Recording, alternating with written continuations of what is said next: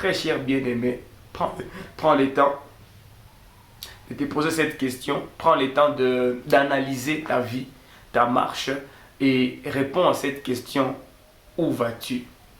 Où vas-tu? C'est plus sage d'y répondre parce que celui qui sait où il va, il ne perd pas son temps.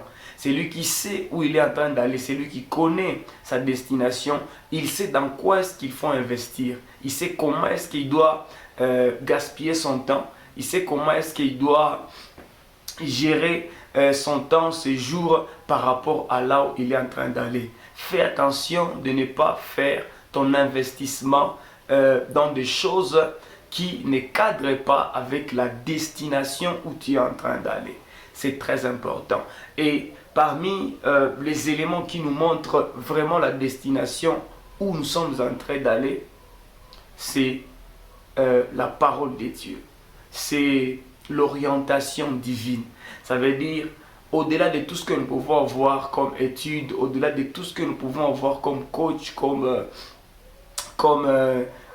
des encadreurs, ceux qui nous aident à comprendre certaines choses dans la marche, s'il vous plaît, tenez-vous à la parole de Dieu. Tenons-nous à ce que la Bible déclare. Parce que c'est dans la parole de Dieu que nous saurons la destination. C'est dans la parole de Dieu que nous saurons là où nous sommes en train d'aller.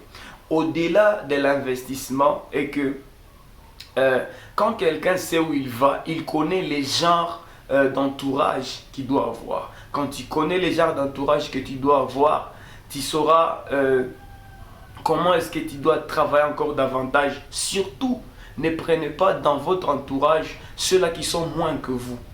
Prenez ceux qui sont plus que vous, parce que ceux qui sont plus vous augmenteront quelque chose sur ce que vous avez déjà d'avance. Et l'équipement qui vient, ou soit les éléments nécessaires pour nous permettre d'avancer dans la destinée dépendent aussi de notre destination. Donc, quand tu sais où tu vas, tu sauras les genres d'équipement que tu dois avoir. Par exemple, ceux qui sont dans l'armée ne vont pas prendre la roue, mais ceux qui sont dans les champs vont prendre la roue. Par exemple, ceux qui sont dans